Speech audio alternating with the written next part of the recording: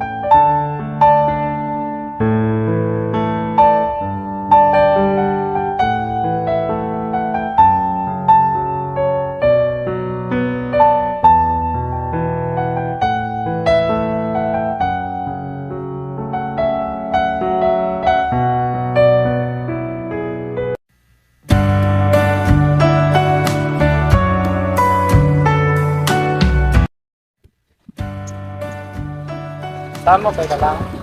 May problema ka? Sorry, Mac. For what? Kasi hindi pa niguro right time para sa ato. Wait lang. Sorry, Gig. Hindi ako ang sakto nga babae para sa imo. May sakto gig nga girl nga mapalangga sa imo nag-deserve. Hindi ba pangako mo nung una? Hindi na nagparamdam si Mac at nabalitaan ko na lang na umuwi pala siya sa kanilang probinsya. Wala na akong natanggap na kahit ni isang text niya o tawag lang man. Sobrang miss ko na si Mac. Miss ko ng kulitan, bangayan at pagiging sweet niya sa akin. Miss ko na siya. Miss ko na ang shooter ko na ngayon ay mahal ko na. Sa 8 buwan na hindi nagparamdam si Mac sa kanila, nabalitaan ko nakabalik na siya dito sa Manila. Kaya sinabi ko sa sarili ko na ipaglaban ko na ang nararamdaman ko kay Mac. At sana kung pwede na, pwede pa. Pag natuyo na ang luha, parang naipan ang iyong kandila. Nabalitaan ko na wala ka na.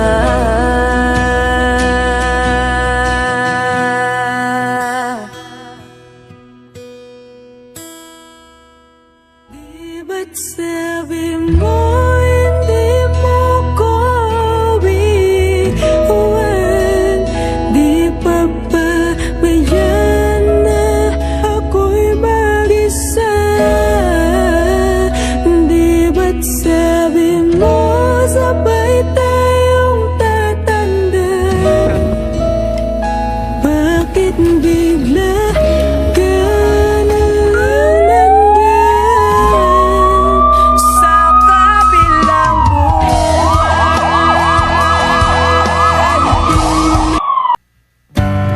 Miss na miss ko na si Mac, ang taong mahal ko, pero mas pinili kong pakawalan. Ang ginawa ko na lang para maibsan ang lungkot na aking nararamdaman ay pumunta ako sa favorite place namin ni Mac at inalala ang mga araw na magkasama kaming masaya. Kaya namang makayanan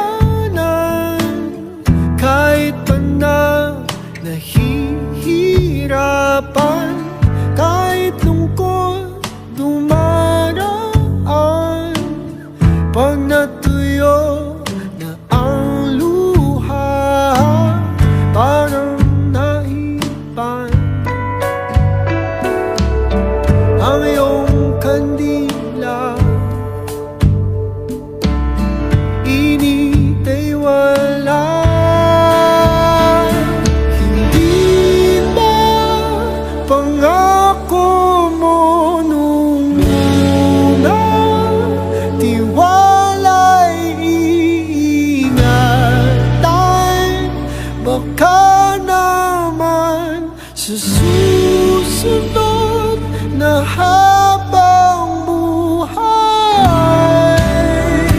ay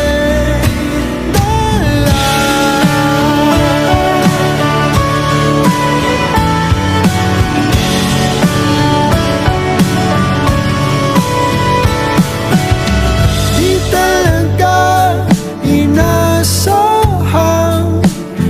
magkagulo, magkagulatan, tahanan, pinagpaguran. Sana napunta, hindi ba pangako mo lumuna? Tiwala'y ingatan, baka naman sa susunod na habang buhay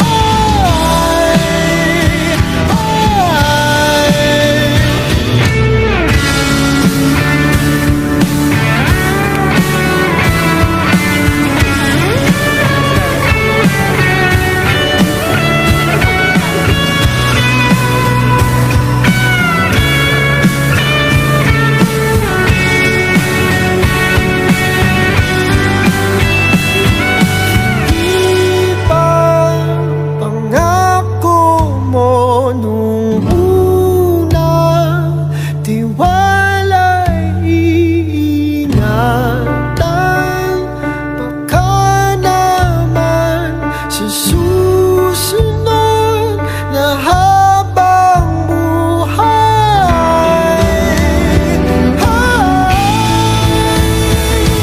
at kahit na mawala ng oras, ang puso may napunas.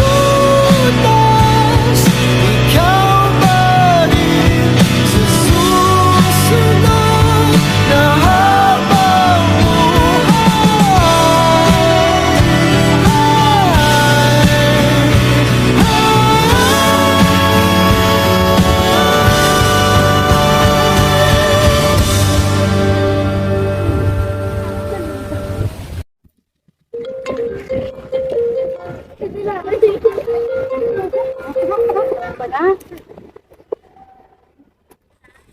Hello? Hello? Hello, Sam? Sam! Si Ma'am! Ano natabo ta? Sam? Sam, wala na si Mac. Di ba pangako mo nung una? Tiwala'y iingatan, baka naman sa susunod na habang Alang gata ko, Ma'am. Hindi ko pagbayarin.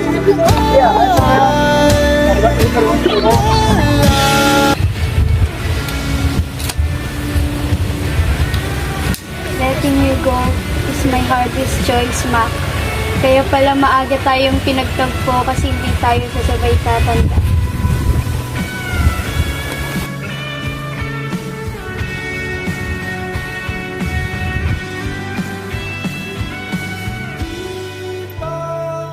pangako mo nung una? Tiwala'y iingatan, baka naman sa susunod na habang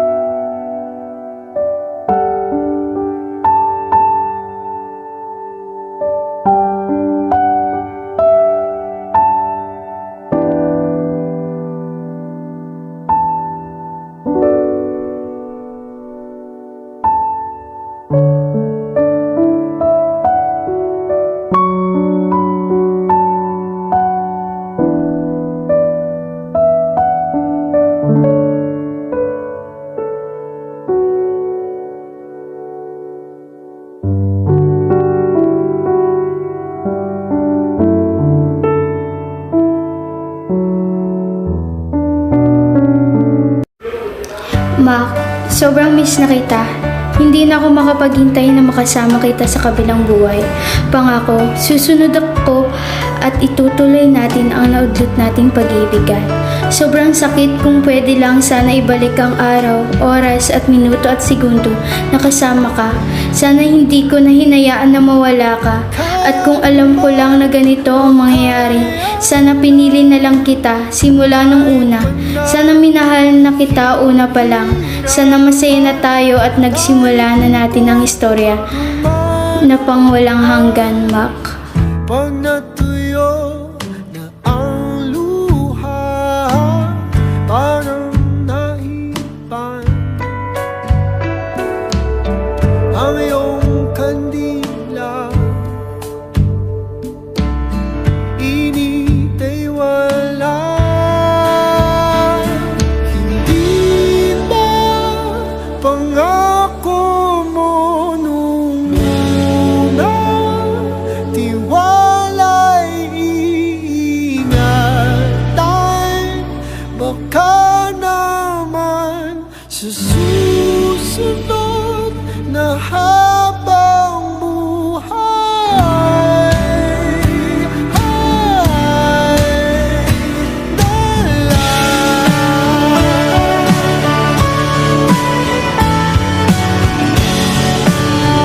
If closing my eyes is the only way to see you, then why won't I close it forever? I love you, Mac. I love you so much.